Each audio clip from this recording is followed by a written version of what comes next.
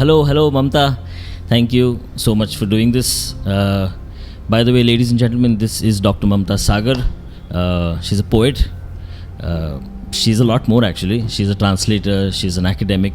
And I don't know too much about poetry. And let's see if we can get Mamta Sagar to make me fall in love with poetry. So I've shared this with you. I don't know too much about poetry, and to top it all, I can't think of anyone better to have a chat with you on this subject. Especially, I'm imagining that we're going to go a little. This is going to be a little loaded, but also, let's see. So I just have one question. As you know, it's called "Why is it important?" and the "it" for you is actually many things.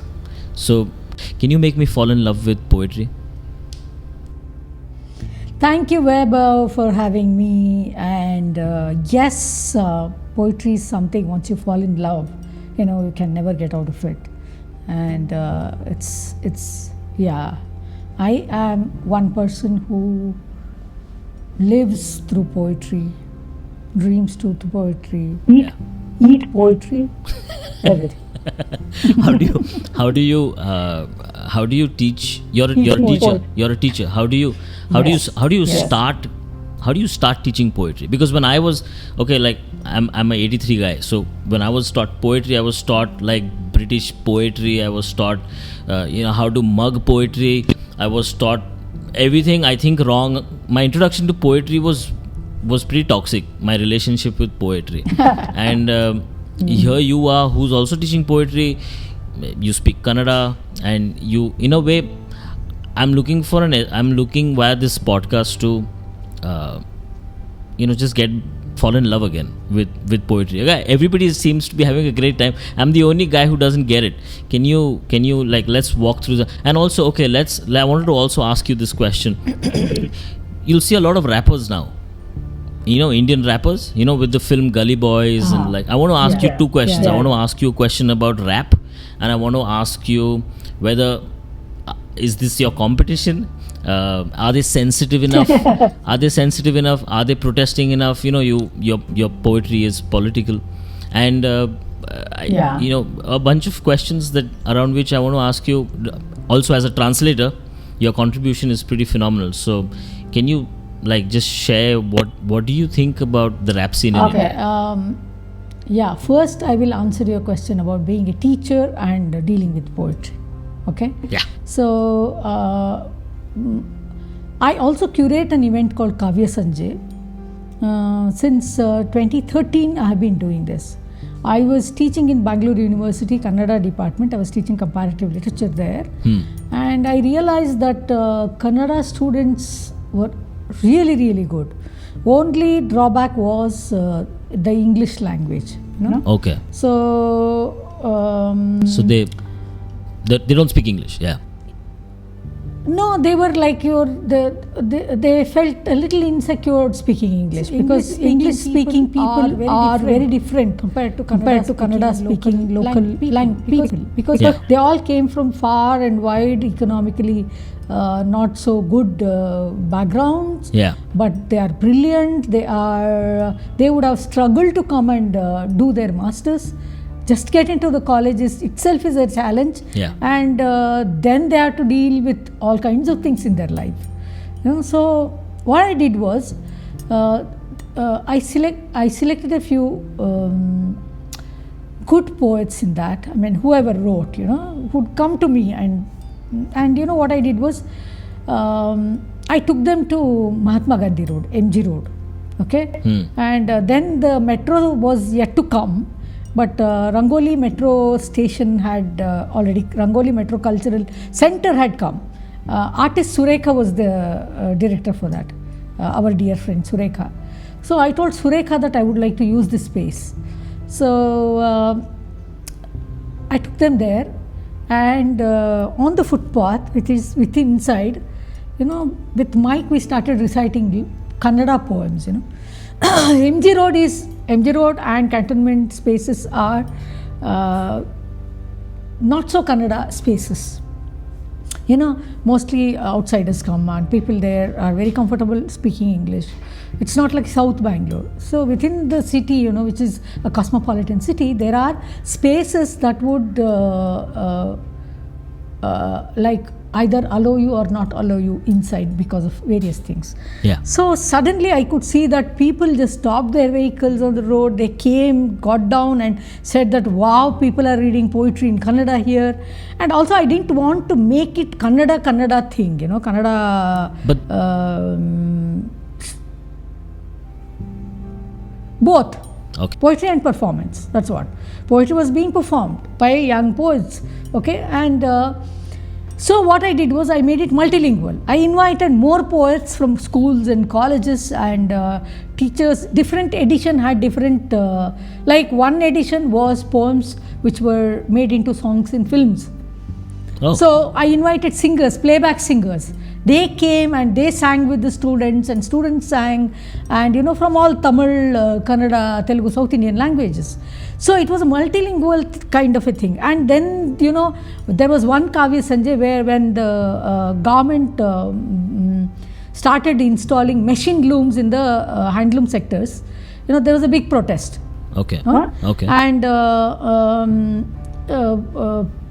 Prasanna from theatre, who is in Heggodu now doing Charaka, he said we will have a protest. So what we did was in Bangalore, Kaavya Sanje selected a lot of poems around weaving, right from Kabir, in original, in translation, in all kinds of languages, and also people wrote more poems for that. And we did a public performance about this and sent this poem to Heggodu. Okay. When the protesters went marching through the villages, every village juncture, they stopped there, called the people and asked them to read these poems. Oh. So that was the kind of a curation which was done. Okay. And one more event was with the auto rickshaw drivers. This Bangalore Auto Rickshaw Driver Union, with them we did poetry. Yeah. Lots of drivers wanted to write poem, they came and all that. And it was all travel poems. Yeah. Poems around travel which are available in Kannada were put together, and 15 poems by very well-known poets were laminated and gifted to the auto drivers. Oh, wow. So that they will display it in the auto. Auto drivers in Bangalore are gangsters. I've had horrible experiences. You're asking them to write poetry. They did that. They were amazing. Okay. Yeah. And I also, auto drivers, what I do is when I stop an auto and want to get in, they speak to me in Hindi. Yeah. Then I sit in the auto and start talking to them in Kannada and say, I'll fine you 10 rupees. Then he said, Madam, we never knew that you were a Kannada person. We thought you were somebody. I said, do you mean that Kannada women should not look like me? Oh. How do you imagine Kannada women? Yeah. And is this the way you imagine Kannada women? And all this. Then I will, there are a few songs, old film songs, I will sing it to them. Yeah. I say, see, you are this. Stop being this. Allow your women to be whatever they want. So, it goes on like that. Yeah. But you, I was talking to you about Kaavya Sanje. You're always in on mode, huh?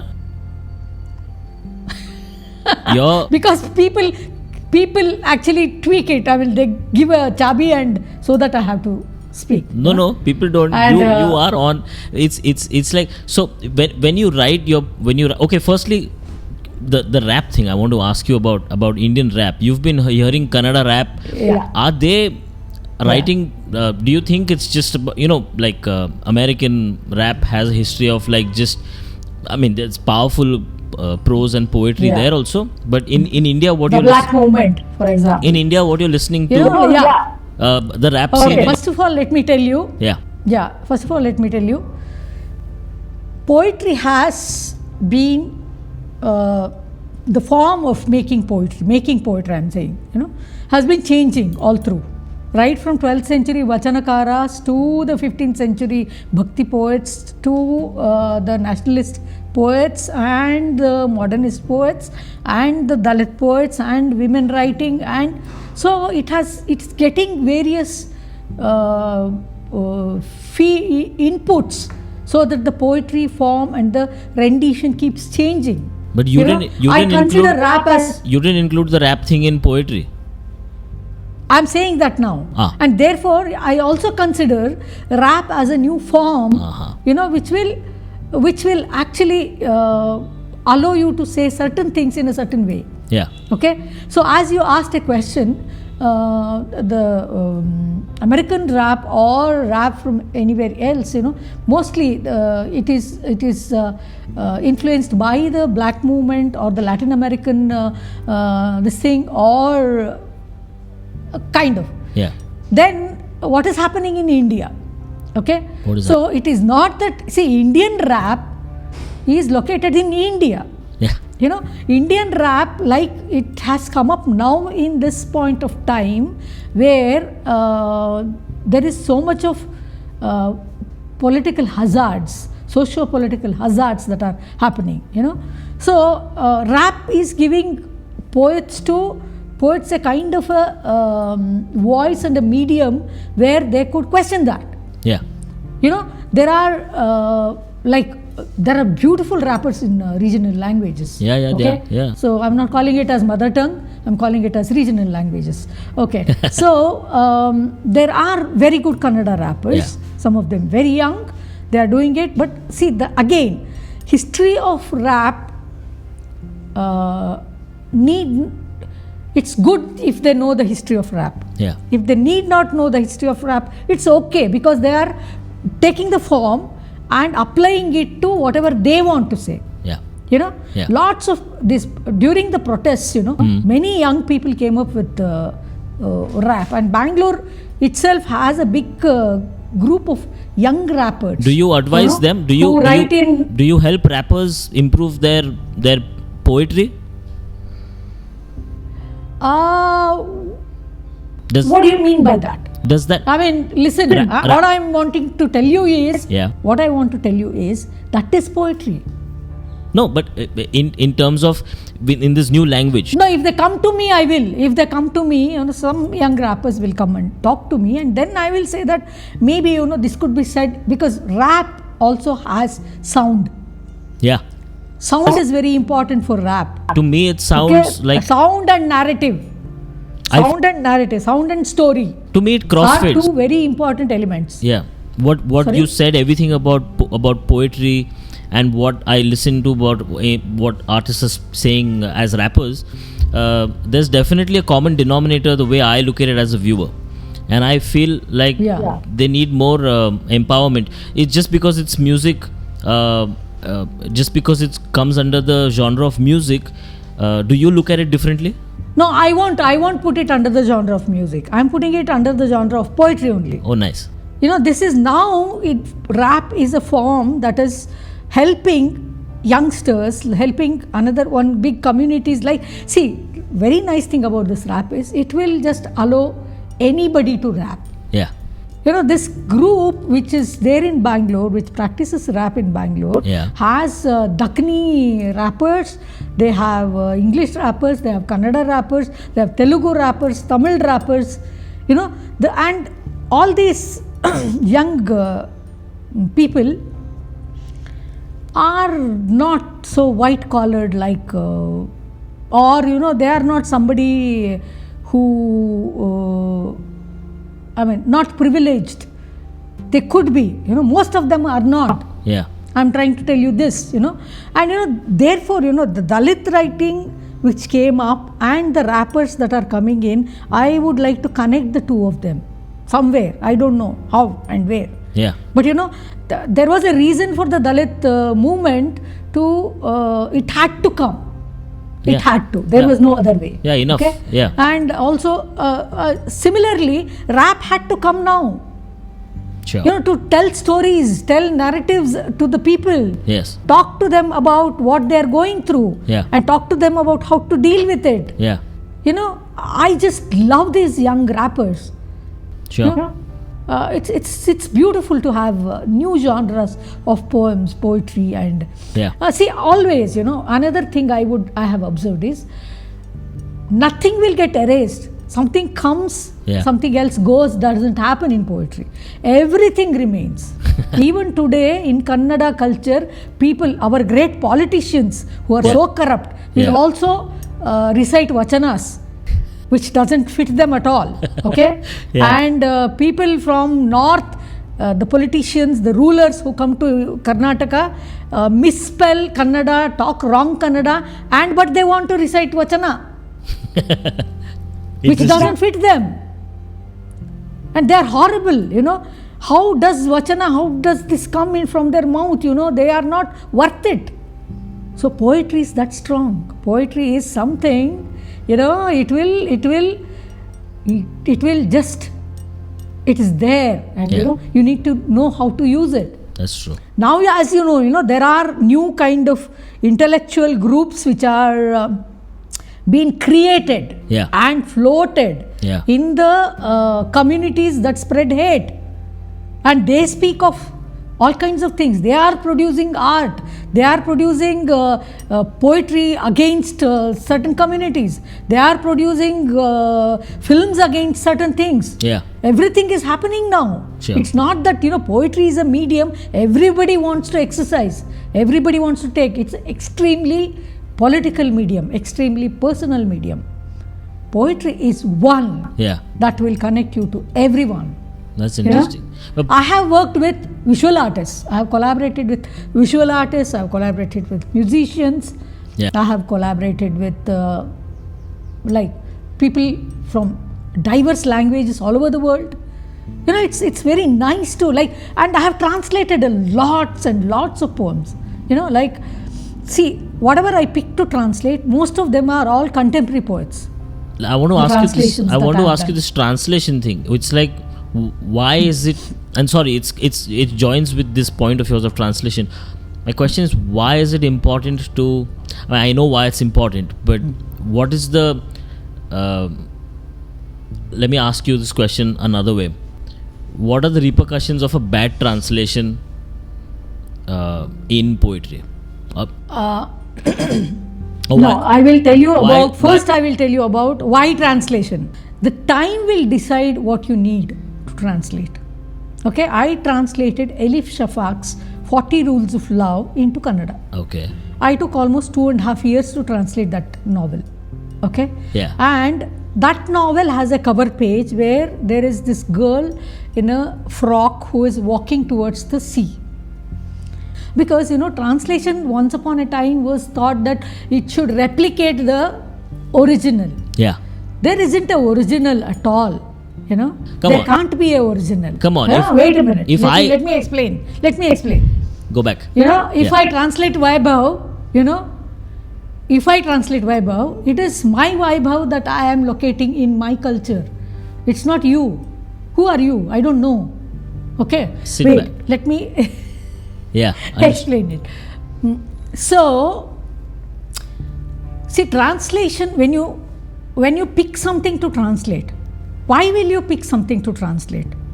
Because you think that you need to say this in your language. Yes.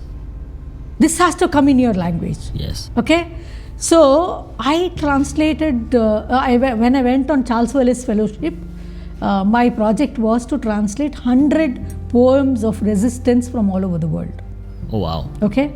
So, I did that. And, I invited Slovenian poets and writers to Bangalore, 4 of them.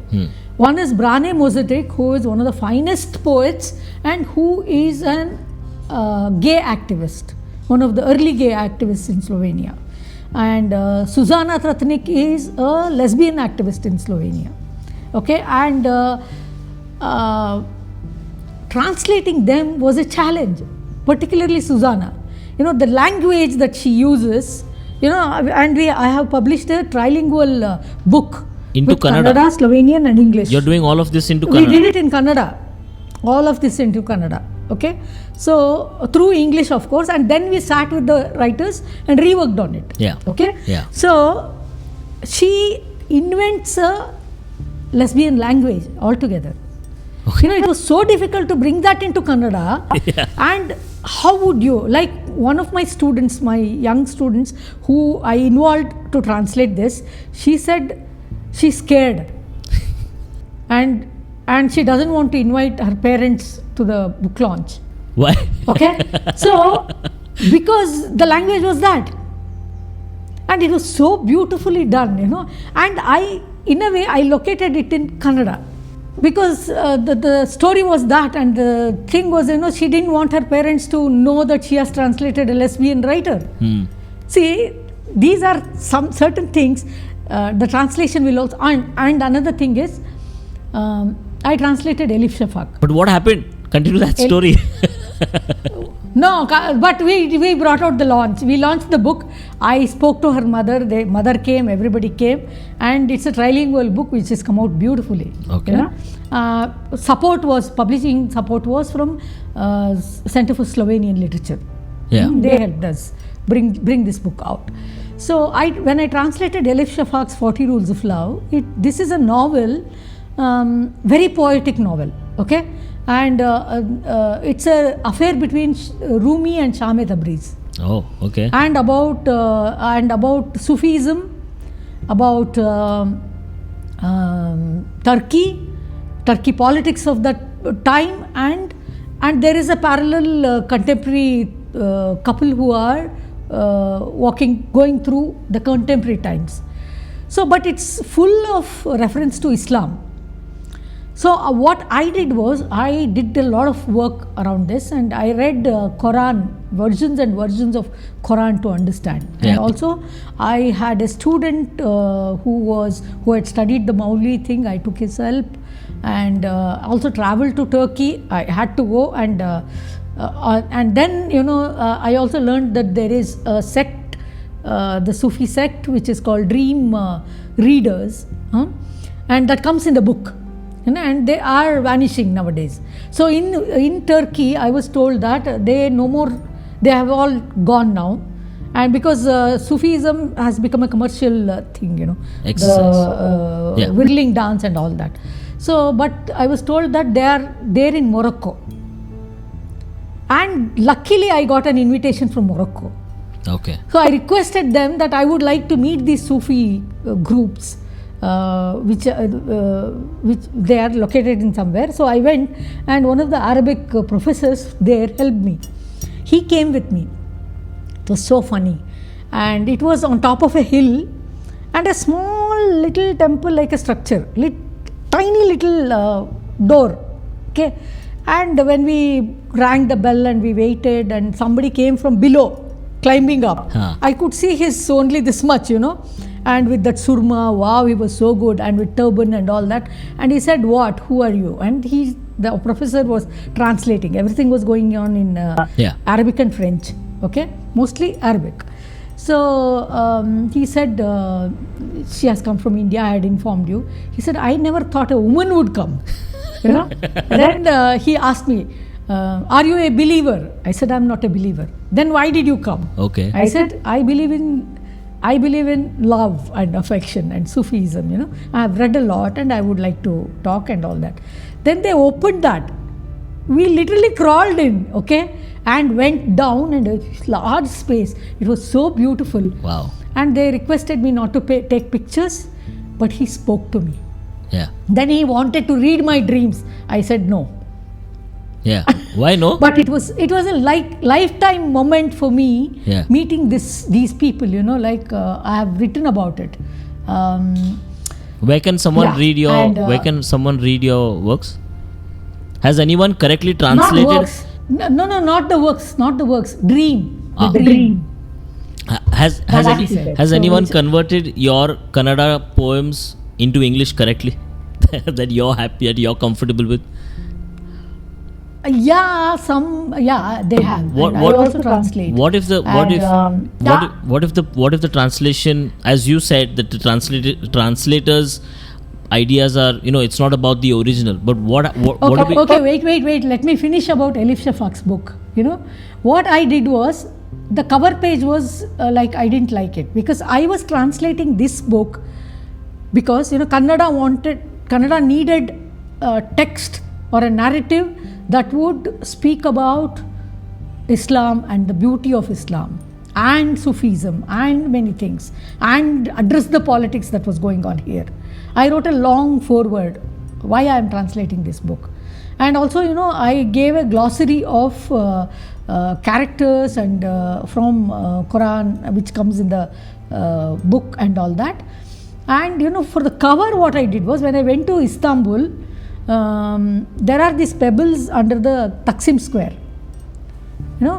I just lie down flat and click the picture where there is a big pebble and tiny little pebbles. It looks like a gumbas, and people are bending to do the namaz. So I use that as a cover for mine. Yeah. So what I'm trying to say is, it's Sorry.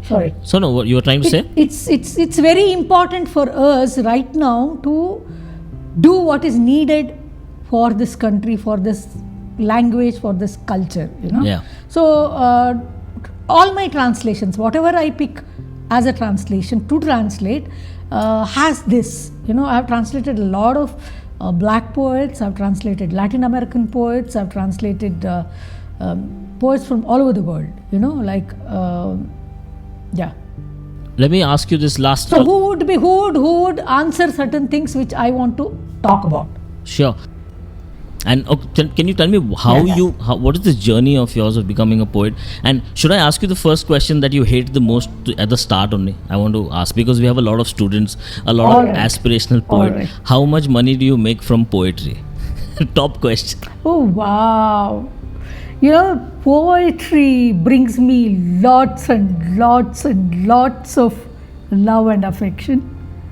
It doesn't mean that it doesn't, actually, there was this trend that, poets, everybody, they perform freely, you need not pay them, But artists like you get a lot of money for whatever work you do. Poets like me, nowadays we have made a principle that until and unless you are paid, if you are invited somewhere for a festival or like an event or something, at least a minimum payment has to be done. And it's always money comes with seriousness. For some people who think all arts are just a hobby, who don't understand that arts can be a practice, So therefore it's very important sometimes to insist on money, and which I do, and I get money.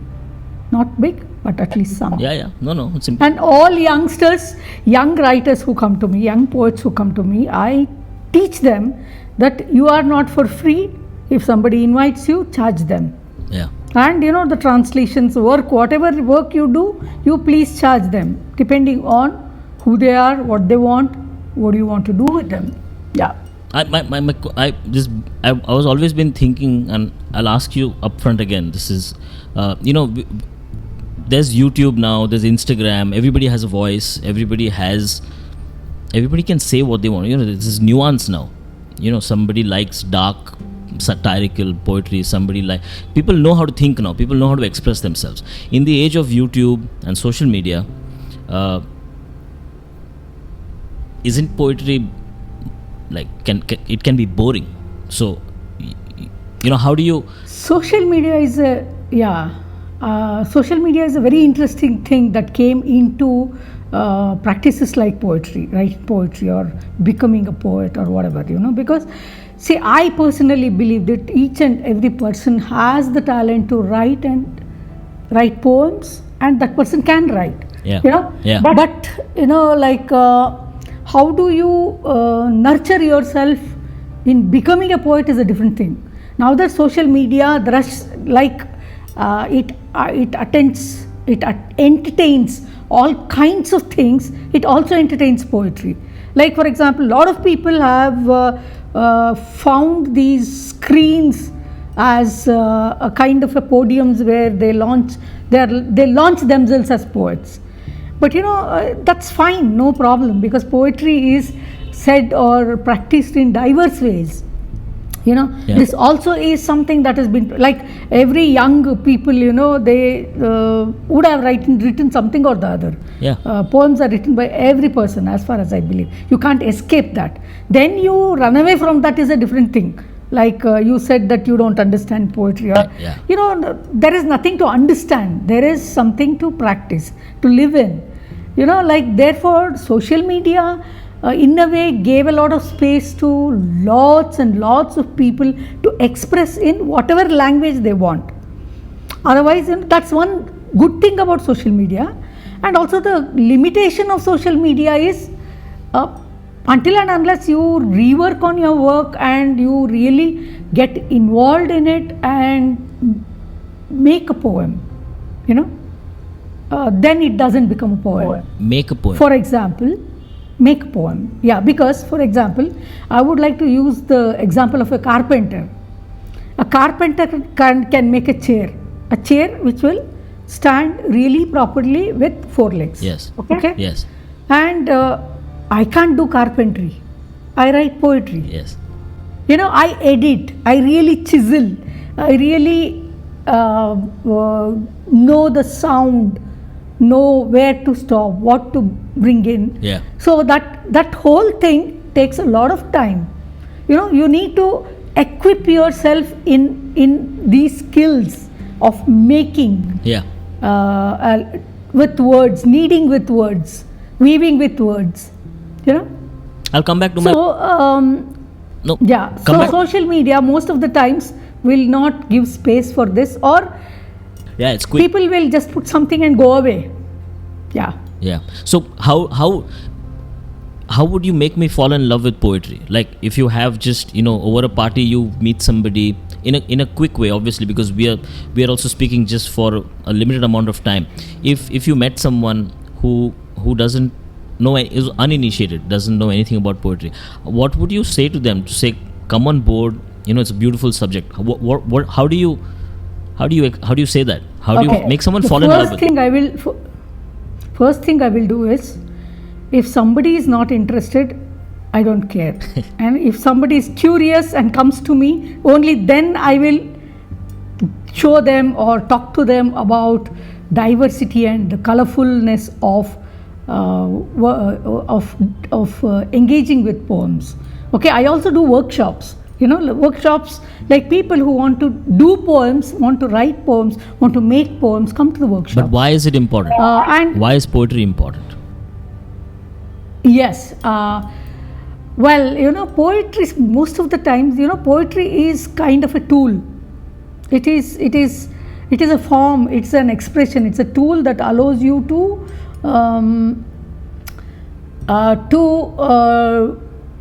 deal with many things, talk about self, talk about the world, talk about secrets, talk about sensuality, talk about politics, talk about every damn thing, like I am a hardcore lover of poetry. Yeah. And once poetry is, once you fall in love with poetry, there is no escape. And it's such a pleasurable love that you really don't want to get away, because you start doing something and walk through, like it is an experience of life, walk through the entire experience of making poetry. Yeah. And then something comes out. Yeah. That need not be the end. Maybe you will rework on that again. Yeah. So poetry is so visual. Poetry is one thing which speaks, which is visual, which has all qualities of drama, theatre. So it is one genre that involves or imbibes and everything, and it is kind of inclusive format of art. Now, you said inclusive. Okay, so now inclusive. You're a Kannada writer. You're a Kannada speaker. I don't speak Kannada. Now, when you speak of inclusion, obviously the vernacular poetry comes. I'm sorry to use the word vernacular because that's your mother tongue, but I'm looking at it from an English perspective. So, I'm saying, can you walk us through your journey? You mentioned a long time back when I had visited your house, you said about your childhood. You're growing up in a small town. Does all of this play in your contemporary writing, or like in your poetry? Like what? Yes. Yes. Like before that, I would like to tell you that it's very important to insist or live in something that you believe, and you make it happen. So that is how I'm a Kannada poet. My childhood was in a small little town called Sagara, which is in the Shimoga district. And my parents were well known in the town. My mother is the first lady doctor. She's a gynecologist for the Shimoga district and a very busy doctor. My father was a LIC agent. And our house, though we were 3 of us in the house, our cook used to cook for 15 people, because people from everywhere would travel to get treatment for my mom. They would come in cattle carts and whatnot. It was beautiful. And my father was interested in photography, and every weekends he would take me to forests along with him. And I had a wonderful childhood, beautiful childhood. That's nice. And it's a small town, everybody knows everyone, but the problem was you couldn't tell lies, because everybody knew who you were. And once it happened that my brother, who had come from Bangalore, he took me on the scooter. We fell down. He came to the school and said that there is an urgency and I have to take Mamta. He's a doctor now. And the teacher sent, and halfway through we went and we fell down. And suddenly one woman came and just said, "Oh, you are Dr. Shekhariba's children." Yeah. And before we reached home, the news had reached my mother that there was an accident. Oh my. Then when I came, they asked me. I said I was playing kabaddi and I fell down, and I was whacked so nicely for telling lies. Small things. And I had a big gang of children. Okay. And Sagara is known for one particular thing where mosque and the temple share a same wall. Ganapati temple and a mosque share the same wall. Yeah. And there is a door which has been, of course, locked from both sides. Yeah. And there are wooden door which has holes. It's a very old door. Yeah. We used to play hide and seek. Game in the temple, and when you started counting on the door, you could see the pond in the mosque. This mosque pond was located within the Ganapati tank. So, there was no separation. Yeah. And I always felt so proud to say that I came from that little town where mosque shared wall with the temple. Yeah. And we used to go into the mosque, we used to go into the temple, everywhere, and the beauty and the forest and the greenery and freedom, maybe all that influenced me a lot. I used to read a lot. My father used to bring me books, and I used to read storybooks a lot. So all of this plays into your poetry in somehow when you write something. When you said... I always think that if I was not born and brought up in that place, maybe I would not have become a poet the way I have become a poet right now. Maybe I would have become somebody who, if at all I became a poet, I would be writing in English, or I would be doing something, or maybe I would go into IT. I don't know. But growing up in that place made me a poet. And till I studied in an English medium school in a convent, and where we were fined if we spoke Kannada. 10 paise, 5 paise. Yeah. You could not speak Kannada. So wait, but when I came, you like obviously, you love your language, you love your mother tongue. So I don't want to call it as mother tongue. It's a tongue. There is no father tongue. But explain this to me. This is a new thing. Update my software. What do you mean by that? Yes. Mother tongue. Why do you want to call it as a mother tongue? I don't know. I'm just saying what I've heard. So I don't want to call it as a mother tongue. I want to call it as the language that is spoken, your tongue, whatever you speak. Okay, so Wait, but what's the problem with mother tongue? what were Explain that. That's what I'm asking you. It's like, why are you against calling? maybe maybe mothers must be speaking different language. You pick up another language. No, wait. I'm asking. Lots of people. I'm asking you, what is the... Lots in India, we are multilingual. Yeah. All of us are multilingual. Yeah. At least in the South, everybody knows more than 4 or 5 languages. Sure.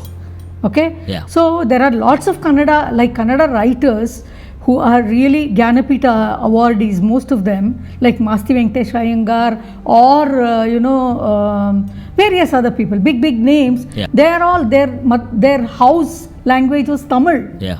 They wrote in Kannada. The language that is spoken inside the house and the language that you get engaged outside the house are different. Yeah. So, therefore I feel that the language that you use and you get used to, you fall in love with, Yeah. is your tongue. So there need not be a mother tongue, or because also there is no father tongue. Therefore, I would specifically didn't want to use the word mother tongue.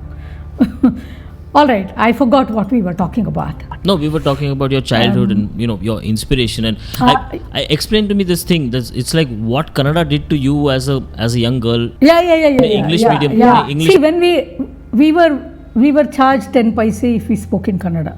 Yeah. As a school class leader, I also did this to many students. Even if they said one word in Kannada, I would charge them. Wouldn't let them go. Yeah. But when we came to the 8th standard high school, then the government made Kannada as compulsory. Until then, we had a choice of model science or something. Even if you didn't pass in Kannada, you would be passed. Yeah. You are passed and you go to the next class. Yeah. But in 8th standard, I had a teacher who was like typical old Kannada Pandit, He used to wear white dhoti, white kurta, and he had a grey hair, and we called him Kannada Panditru. His name is N.N. Madhyastha. And you could not enter the class. If you asked him, "Excuse me, sir," he would not look at you. "Barla, sir," only then he would allow you. And he was very, very strict. Yeah. And he literally, he ridiculed us. Like, why? By 8th, you are also, if you didn't speak proper Kannada and you were speaking English, like he was, I don't know, that also angered a lot of us. It was, then I just challenged him and said, I will write Kannada. Let me challenge with you. I will do a good work in Kannada. Yeah. Then, like mad, I started reading Kannada. Wow. Novels, everything, like Shivram Karanth, all really big writers I had read in 9th, 10th, before 9th. I did not understand, but I did read. Yeah. I knew it. So I would always read aloud because I wanted to hear Kannada. Yeah.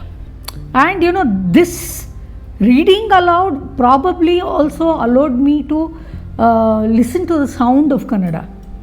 The musicality of the language. Every language has its own innate musicality. Maybe this thing helped me do that, I also started writing.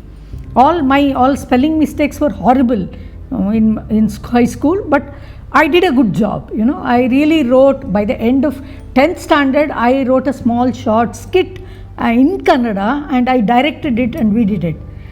And after I passed, I took science because I was supposed to become a doctor like my amma, and I also thought I will become a doctor because everybody said you become a doctor. So, but I realized that I had fallen in love with literature, poetry, everything, You became Dr. Mamta Sagar. That was later. Until then I was a patient, suffering to become a doctor. I realized that I don't, and and when in my 12th I came to Bangalore. We shifted to Bangalore, the entire family. My parents were from Bangalore. They went there and they came back. So I grew up in Sagara. But after I came back, this teacher would write a postcard to me. I have those postcards. He would completely fill it, writing to me and asking me to send whatever I write. Amazing. And then I started I was published here, in Bangalore. it's a big city, coming into a big city, seeing everything. And I was in a college called NMKRV, where C.N. Mangala, another feminist, was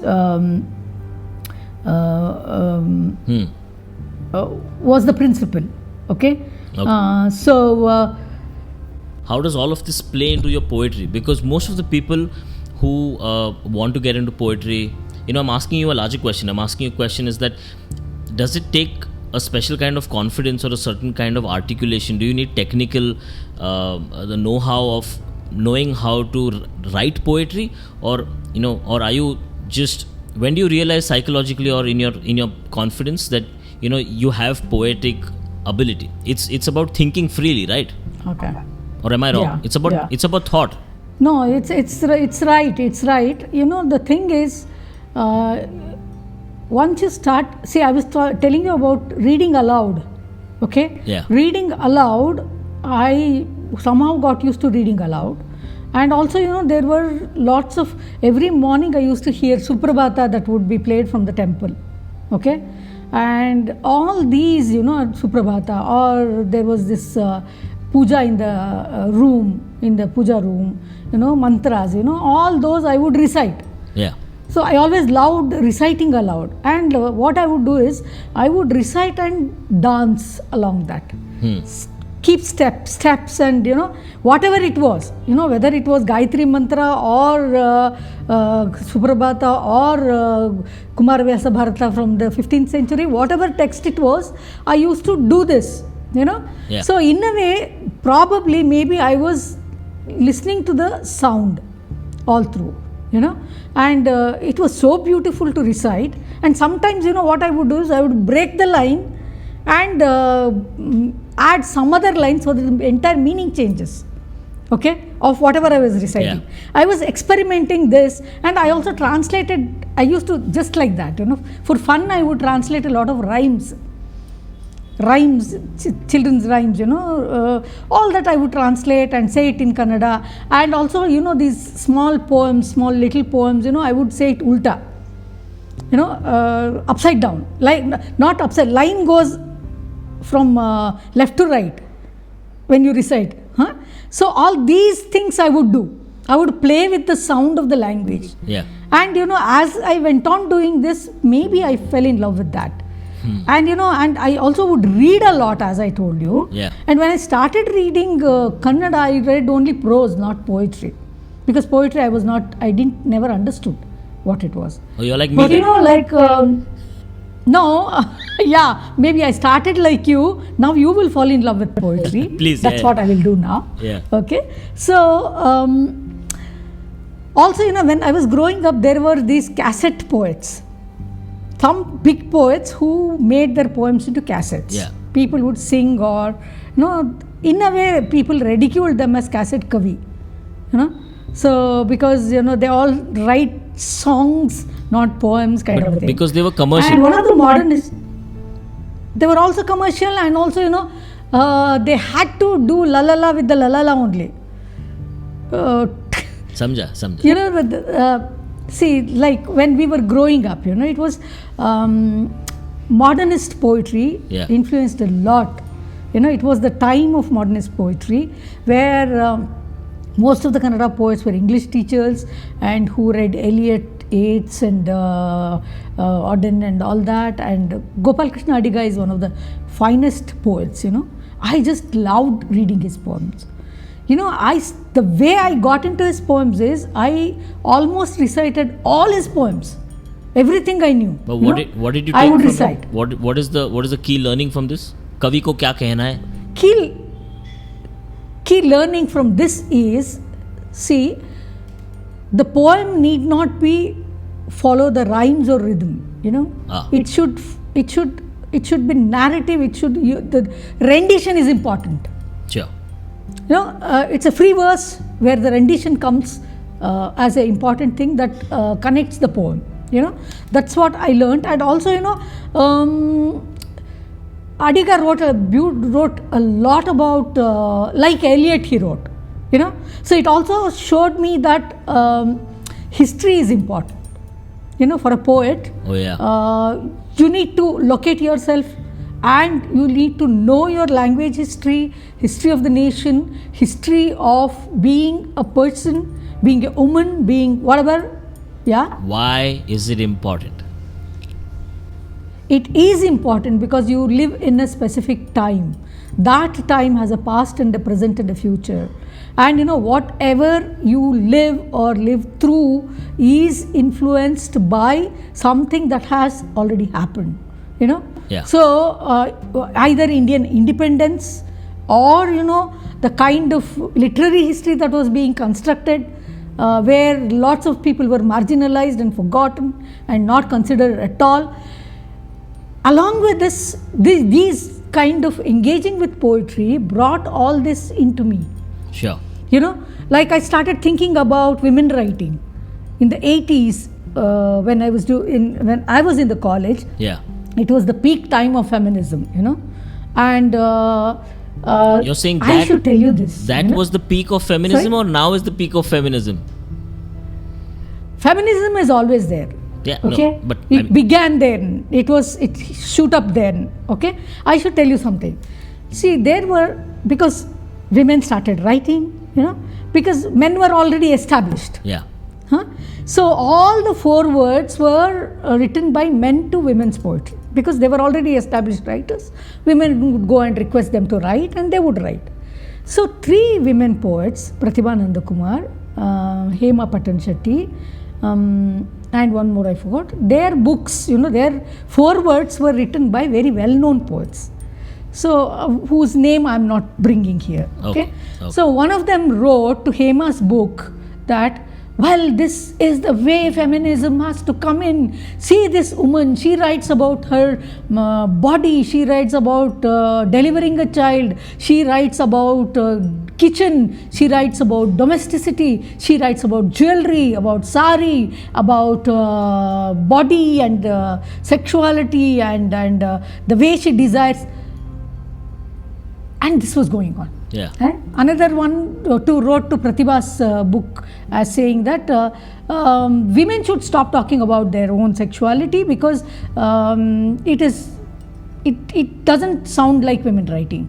Women should write be very subtle, very subtle, and they have to be they should know how much to speak or something like that. Okay, all this was going on. Okay, and my first collection came out. Okay. My first collection of poem came out, for which Gopal Krishna Adiga wrote the foreword, and another Kiram Nagaraj wrote the blurb, and it was Anantmurthy launched the book. D.R. Nagaraj spoke about it. It was really big. Okay.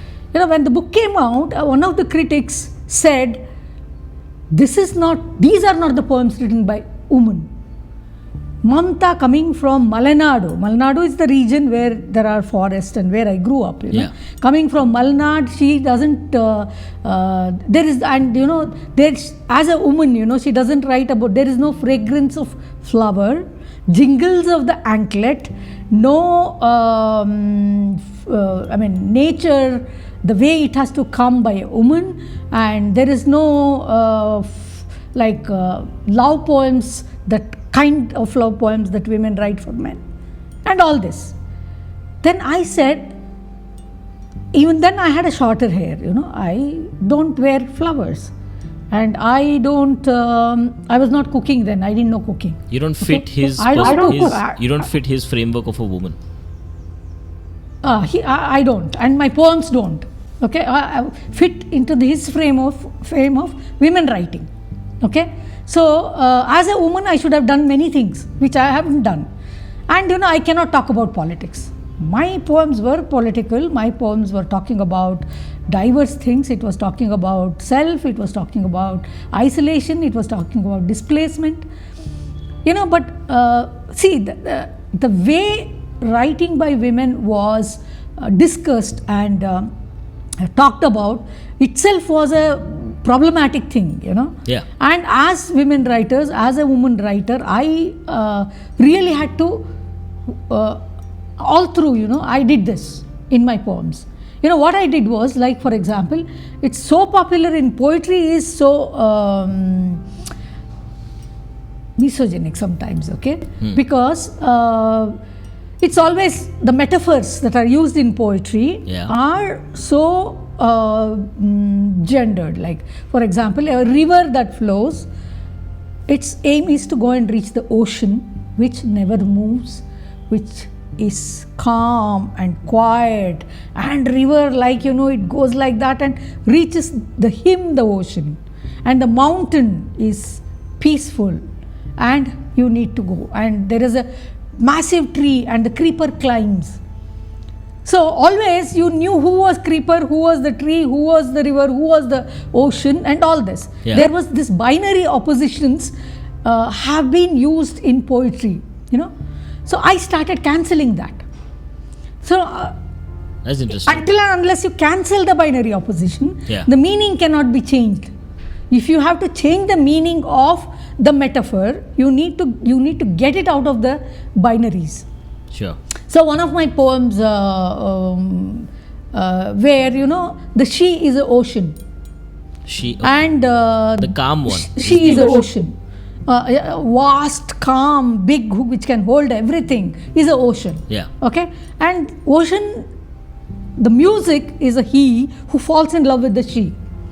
So they want to meet, but they cannot. Music floats. Yeah. She stays there, you know. So this whole poem is about music and the ocean, and that is one thing where it helped me a lot to think through different possibilities of making a poem. And what's the feedback? And once it was... Sorry, what's the feedback you get from... Feedback is lovely. It is accepted. My poems are like, you know, maybe, you know, because of that, because of the way I play with all this, experiment with all this, it is accepted. It's loved. It's liked. People will feel, oh wow, this is different, kind of. But you said... once it happened that we... Sorry. I'm sorry. You tell me. Okay. I was invited to Tunchan Parambu. Elif Tunchan is a Dalit poet from Kerala. Elif Tunchan Samadhi is there. Okay. It's called Tunchan Parambu. Yeah. M.T. Vasudevan Nair has made it into it's in Calicut, near Calicut. It's a center, okay, where he used to do this national poetry festivals and all that. One year I was invited there, and O.N.V. Kurup is another very big Malayalam poet, okay? And who wrote songs. He's a communist leftist poet. So he was there. And O.N.V., like, if O.N.V. walks, there are 30 people walking behind him. He's big, okay? So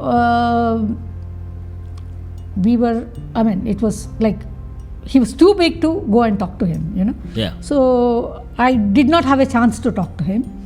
And one of the evenings, my session came, my chance to read a poem came, in which I read a poem where it talks about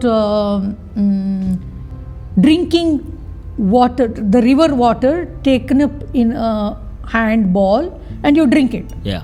So the whole poem says what all reflects in the river, the sun, moon, sky, everything, you know, when you drink all that. Okay? So everything is inside you. Yeah. So the poem ends saying that, tell me who is inside whom. It's kind of it sounded like a philosophical it's kind of absurd, thing. Yeah. It is absurd. Yeah? Immediately O.N.V. came to me and he hugged me and said, oh my God, I wish I had written this poem. It's so good. And he became such a good friend. Every time I went to Trivandrum, I used to visit him, and he used to write a lot of letters and all, you know. Like poetry, in a way, you know, it changes who you are. Yeah. And you know, and for me as a performance poet, for me, it's not just the words, it's not just the poem. It is something that happens when you render it. Yeah. So the rendition will include myself, the self, body, my eyes, my expression, the way I would stress certain things and say certain things. Because poetry, usually people have a mistaken kind of thing. They will read each line twice. Yeah, that's okay. Two times they'll read, three times they will read. They'll go on reading. That is true. To make a punchline. Yes. See, it is like when somebody is reading poem, you will be seeing it. the listener will see it, No, it's not visual always, for no. the listener. Not always. It should be like that. That's what I'm saying. Oh. When you read also, when you read a poem, you will not read like dumb. You will see something, right? When you read a story, you will see something along your experience. Your experience, not mine. Yeah. So what I'm saying is, poet has nothing to do with the poem. Once the poem is done, it's done and over. And poet again engages with the poem as a reader, as a person who engages with the poem. Yeah. So when you keep seeing that, it's like a film which keeps going one after the other. The frames have to come. Yeah. If you repeat twice, the frame overlaps. It breaks. Yeah. And you can't get the visual at all, can't get the narrative at all. But that's your way. See, if at all you repeat, But that's your way. that's how I write. Yeah, but there are people Yes. who like whenever I've heard a poem, I know people who'll say one line twice. They'll say a certain sentence. No, but I'm also saying another thing. See, like if you have to recite a line second time, there should be an intention to do that. You will be doing it to stress some particular thing or something. Or sometimes what I do is, like when I travel around, to non-Kannada speaking gatherings where I have to read Kannada poems, I it's like music. Yeah. It's the sound. But do you understand music? You don't. You should not understand music. Do you feel it? Yes, of course I feel it. That's true. Poetry becomes that. Like what I do is, when somebody translates my poem, like for example in Nicaragua, I was invited for a festival in Nicaragua. This poet, friend of me from Philippines, she translated one of my poems, this river poem which I was telling you about. She had translated that into a language called Cebuano. Okay.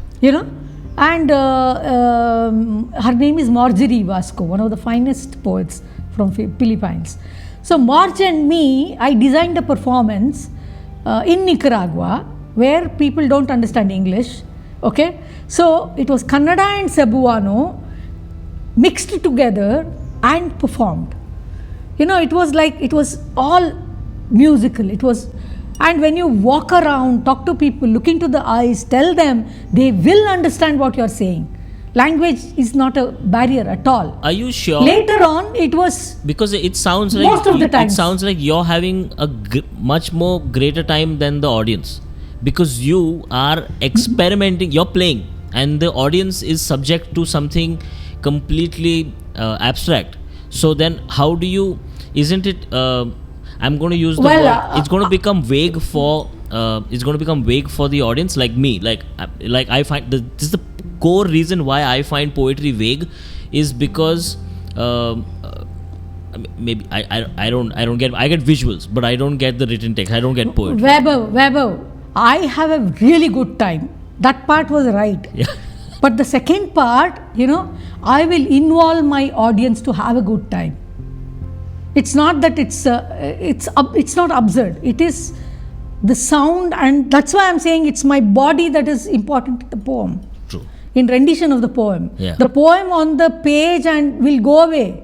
It's I who is giving this.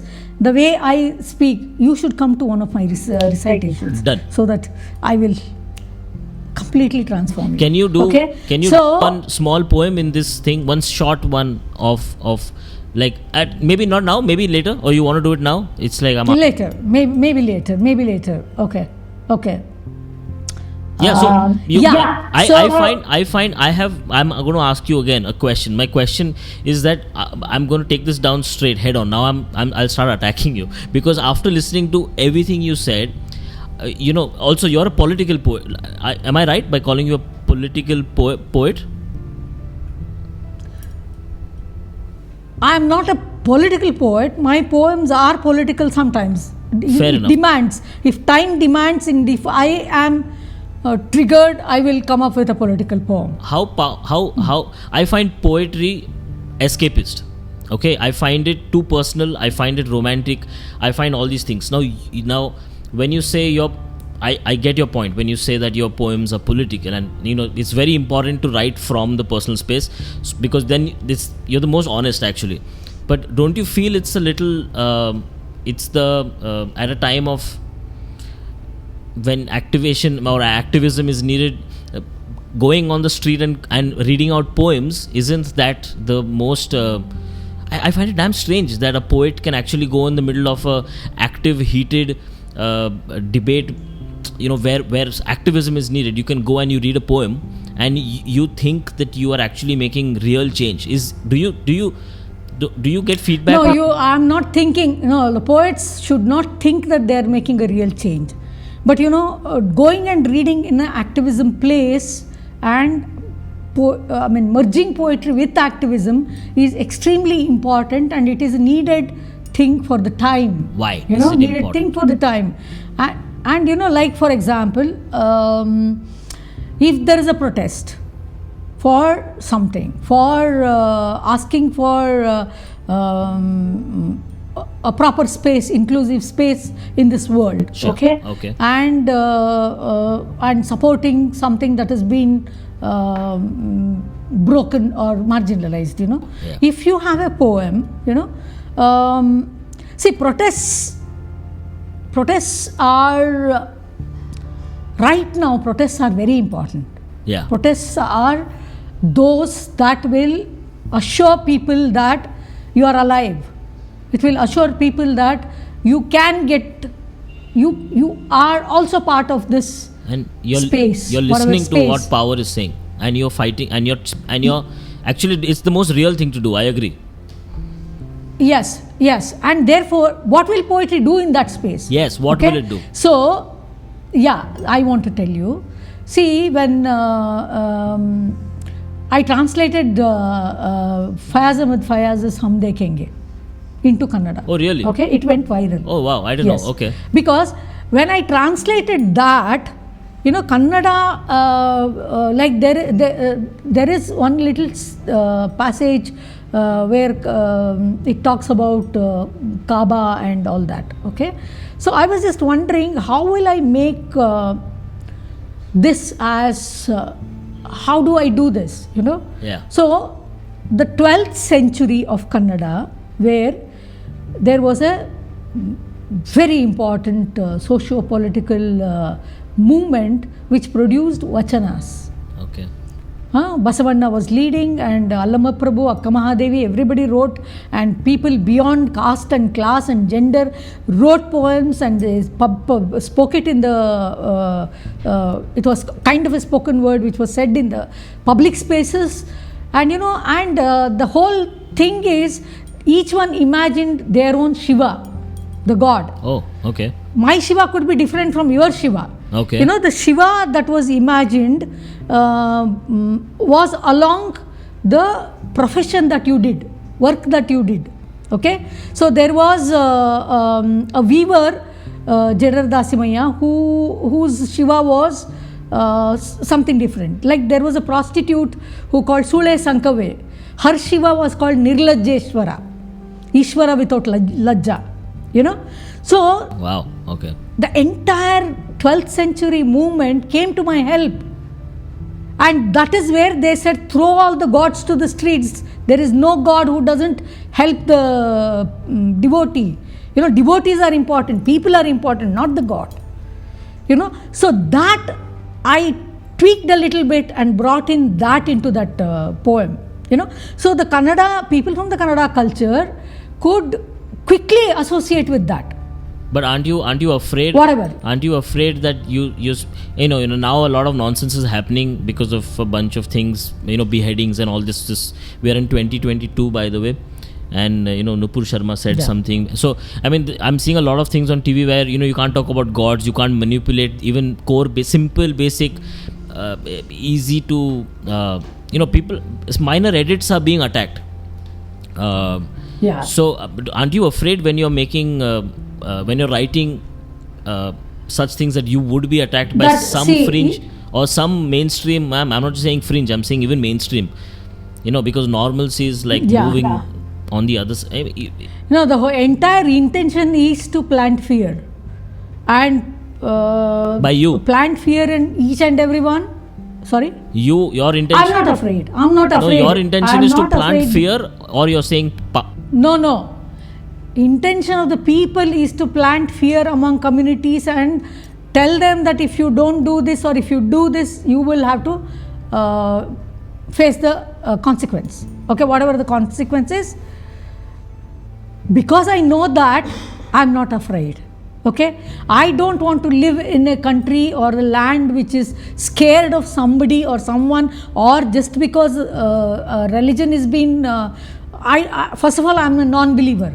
I don't believe in God, but I believe in love.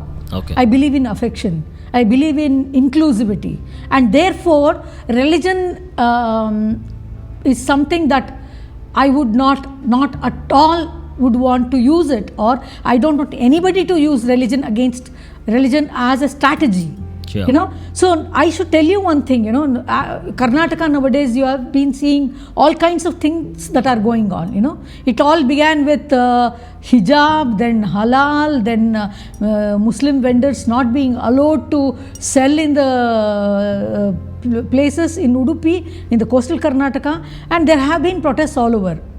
One really beautiful thing that happened was, on the 14th of March, I forgot the thing, whenever, people from Udupi requested that it's not just people who install fear and people who get scared. This land doesn't belong to them. We need peace. We need calmness. Yeah. So they invited people from all over.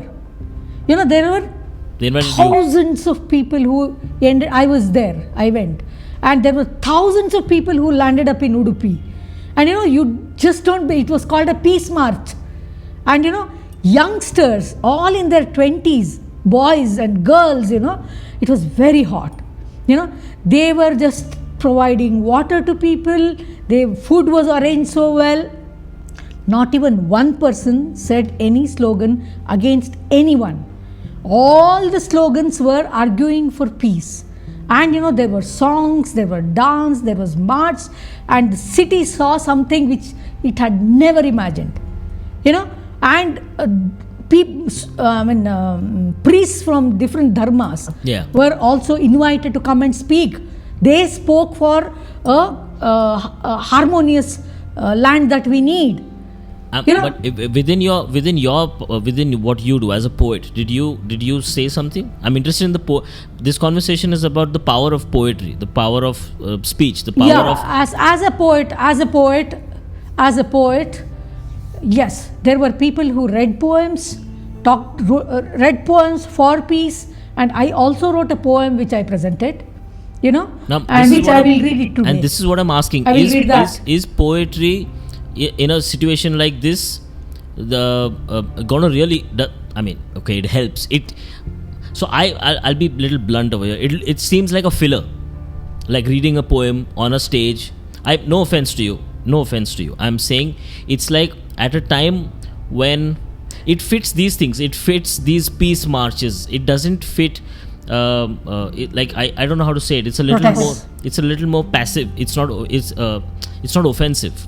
Can poetry be aggressive? Has poetry changed the world? Yeah, poetry, for example, Dalit movement. Oh yeah. If you take Dalit movement, Kannada Dalit writers are amazing. Dalit writers from Marathi are amazing. Everywhere they are amazing. Yeah. Our Devanur Mahadeva is one of the finest writers. Right now, people are abusing him. He has written a wonderful book about RSS, and it's this thing, what is RSS doing to this nation? Mahadeva has written a book recently. Is it about poetry? People are acted. No, it's not poem. It's not a poetry. It is. Devanur Mahadeva wrote a novel called Kusuma Bale. People when the book came out, all Kannada great minds, critics said that, oh, what is this? This is written in a language where you cannot read. You need a translation for this novel. Yeah. Kannada translation for this novel. Because the language used was the language of Dalits from a particular region. Okay. So we as a team, people from theatre, I and people, some poets, everybody came together, and one theatre director directed this, and we presented the novel like poetry. Nice. Because if you recite it, the novel comes. Yeah. So therefore, and also I should tell you one more thing, what poetry does. We all went to Vietnam. Okay, I was invited to Vietnam for a poetry festival where 30 poets from all over the world ended up there. And there were 4 lanes. On one side we were in our guest house. You had to cross all the 4 lanes to reach that venue where event was happening. Yeah. So one of the Vietnamese poet, she would help us cross the lane. One day and I was saying, oh, this is so common in India, we do every day, Yeah. no issues at all. And one day she did not come. They said, okay, Mamta, now you have to help us. I said, okay, I'll help. But nothing stopped. People zoom, they would keep going in Hanoi. Yeah. And suddenly I started reciting 15th century poetry from Bhashabharathi. Shri Vanitayara Rasane Vimala Rajiva Pitana Pitane Jagakati Pavanane Sanakadi Sajjana Nikaradatara Ravana Suramatana Sada Vinutana Katana Karana Kavudu Gadugina Veera Narayana. Stopped. Nice. We crossed the road. I said, see, poetry helps you cross roads in life. And when we were in Hyderabad, whoever came from Bangalore would ask me to take them shopping. Yeah. In the old city. Old city is so crowded, and I never liked too much crowd. I would recite Suprabhata. Kamala kucha chuchuka kunkumato niyatarum talu nilatano jaiva venkatapai shailapate, and I would walk. Like poetry really helps me put steps. Yeah.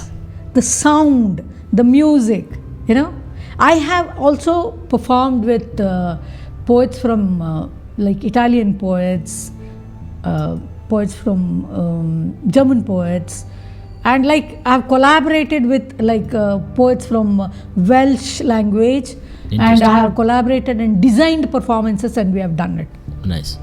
But I want to ask you this. You had a beautiful childhood. You mentioned you had a beautiful childhood in a village in South India. Predominantly, you said it was, in the Ganpati temple. Through that, you could see the mosque right on the other side. I want to ask you, what is your fascination with, this is a question, it's a very general question, so don't hold it against me, but what is your fascination with, it seems in this whole podcast, your fascination is with Islam. For some reason, you're very curious about Islamic texts. You said this at least 6 times now, and you've also mentioned somehow you feel that I don't know, it just came across to me as a point where it feels like you mentioned the word Islam a lot, and that is very important for you to maintain your Indian identity. Am I wrong? No, it's very important for me, being born as a Brahmin woman, okay, who never knew what, like, Islam and people from Islam are the most marginalized in this country today. Sure. I didn't mean Islam only. I meant any other other than the majority Hindu in India. It's like, it seems like you're writing for the marginalized. Your bent is towards that side. Am I right? Yeah, right now it is the issue of Islam. Therefore, maybe a lot of things came. Sure. When it is for women and transgender, I have done that. I've spoken about for them, and I've spoken for the Dalit communities. And right now, the time is something where we need to stand by Indian Muslims. That's why maybe unconsciously I have been saying these, but I believe that. I believe that, and I should also realize how privileged I am. Yeah. Privileged, extremely privileged, because for some reasons where I was not involved. The way I was born in a certain religion, certain caste, certain community, and the privilege that allowed me to get the education. Yeah. With all this, I should also be sensitive to many things. It's Sure. it is the most important thing and the core for today's time. Sure. That's why maybe it unconsciously. Yeah. Point taken. My last request for you: can you please read one poem of yours, and can you translate it for us?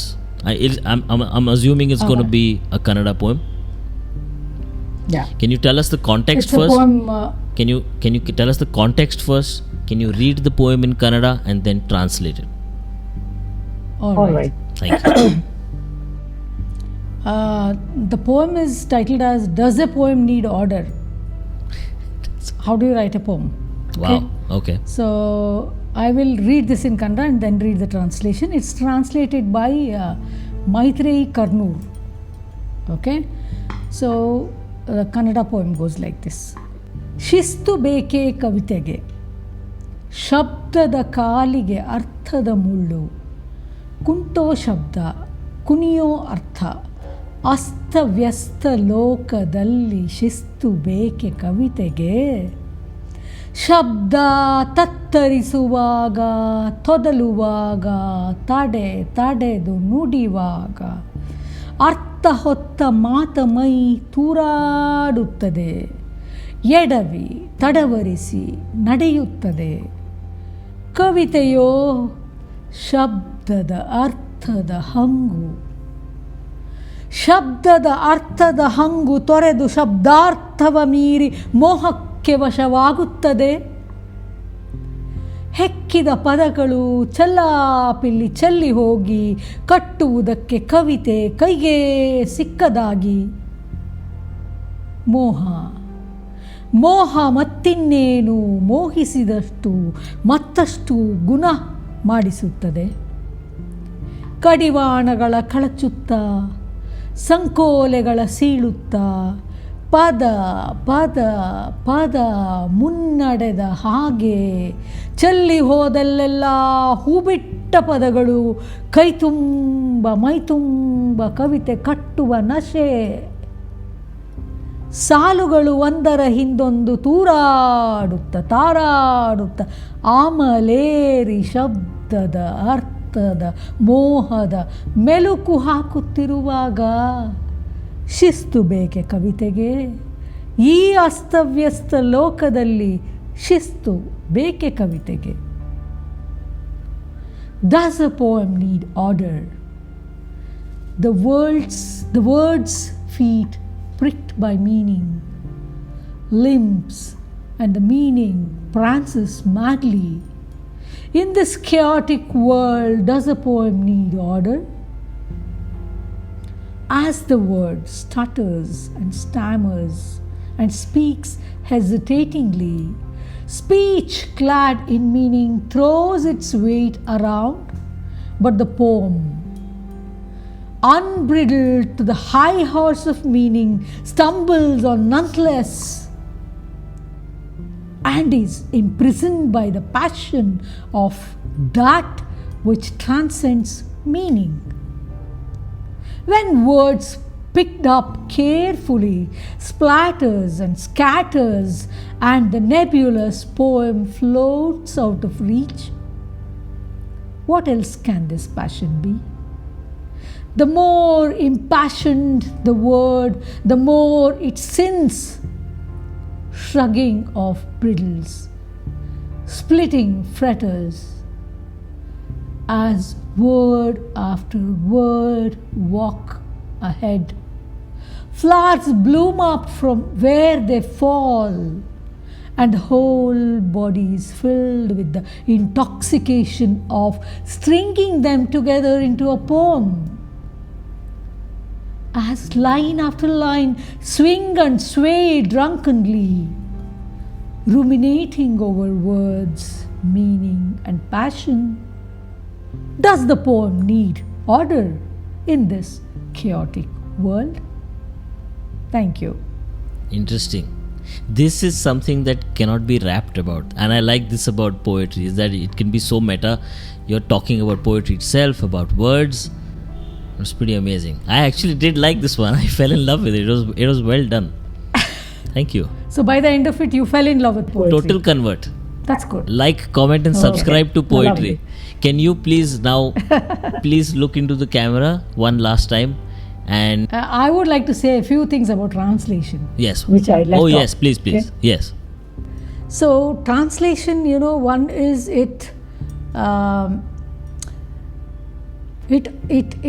opens up new venues, and the experience that you are experiencing here within your culture, within your language, and you would want to say something different, something new. Yeah. It's the translation that would allow. Experience from all over the world can be brought into translation. And translation That's is nice. not a replica of the original.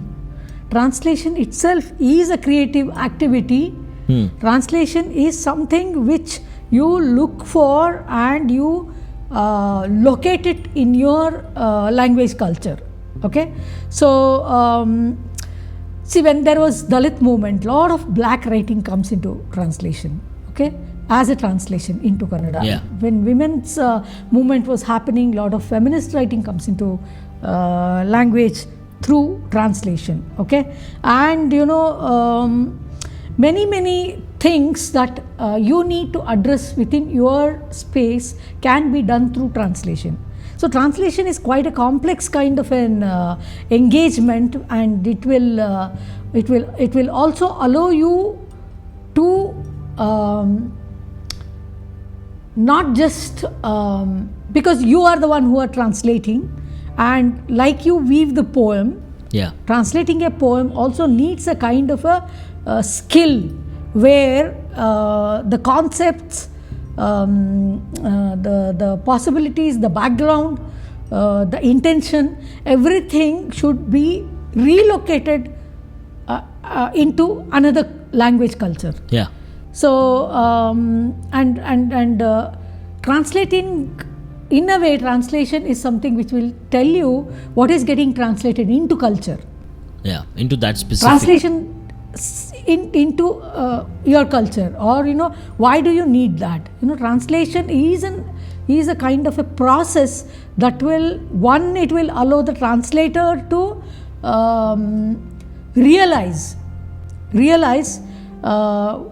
what has happened somewhere else, Can you and what would be the consequences. Can you give me an example of a bad translation? Like something that is done so bad that you're like, which is why you pay attention to the detailing of doing it correctly. Do you have an example that everyone should know that this, I'm not asking for a general opinion, I'm asking for your specific reading of somebody's translation and saying, actually that is wrong. Yeah. That was disservice to the original. Yeah. I was talking to you about Devanur Mahadeva's Kusumabale, the prose poetry, his novel. Yeah. And no justice is been done to it. And Kusumabale is such an amazing text, absolutely.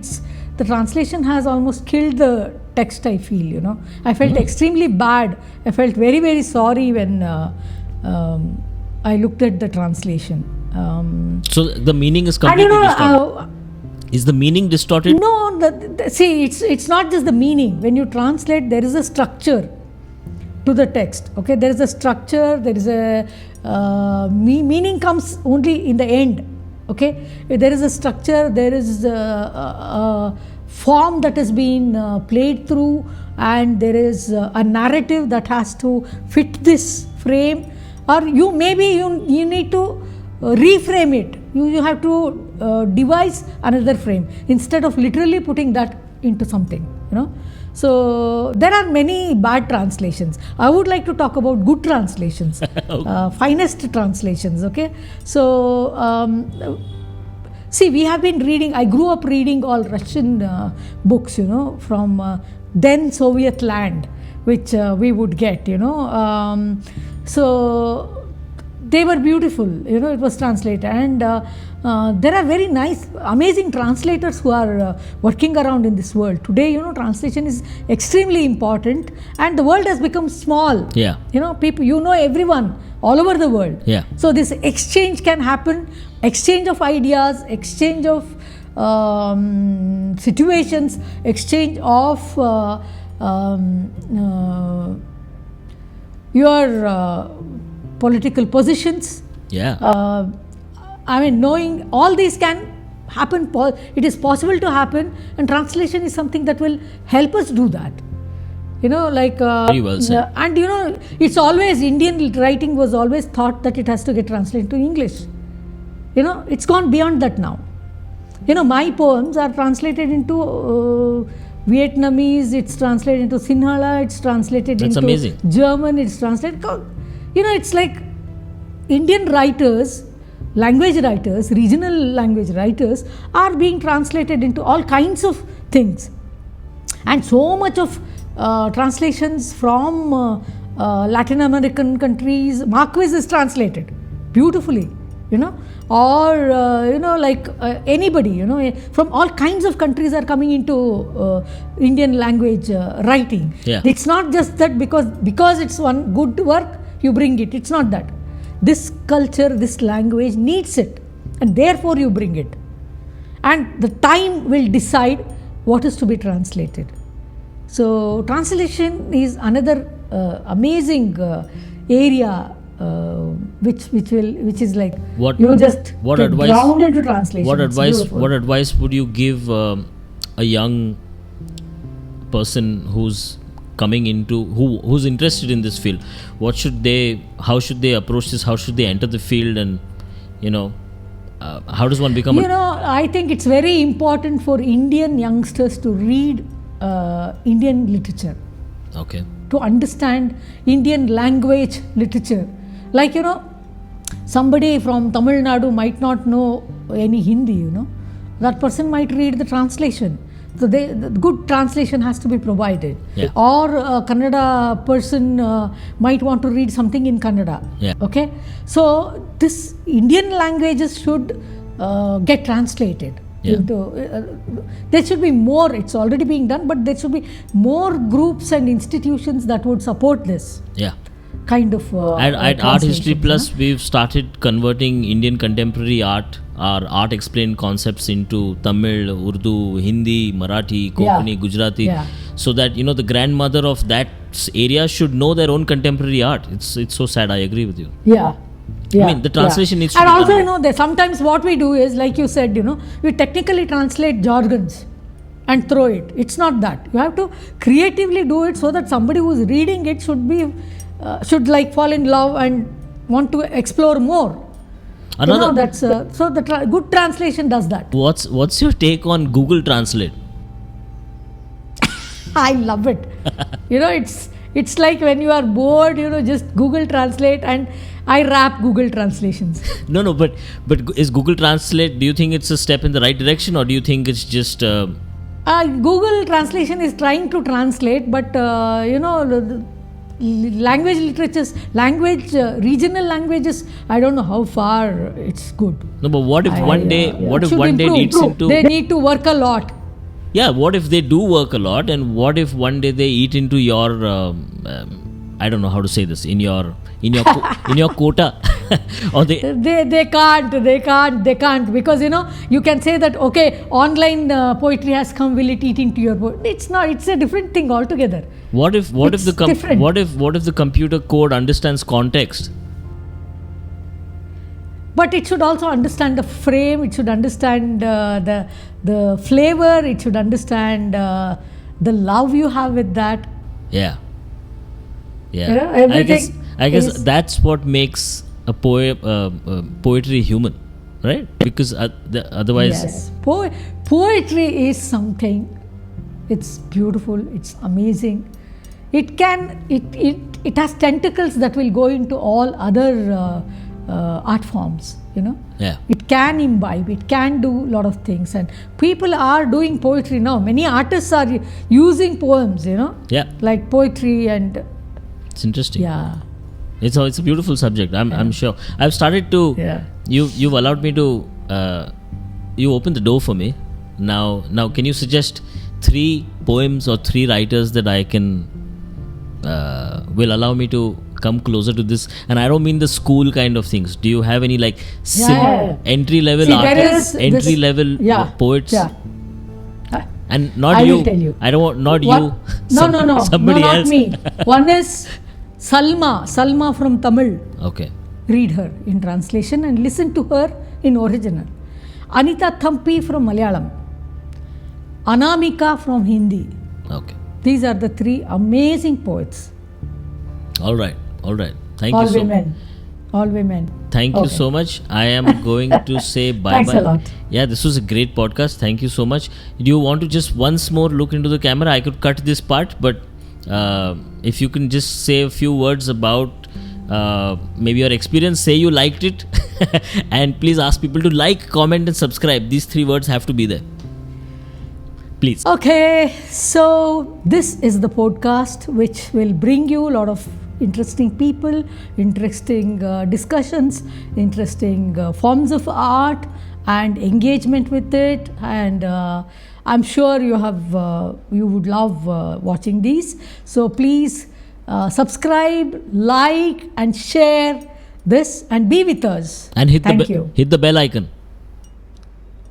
Hit the bell icon. Ding, ding, ding, ding, ding. And keep reading.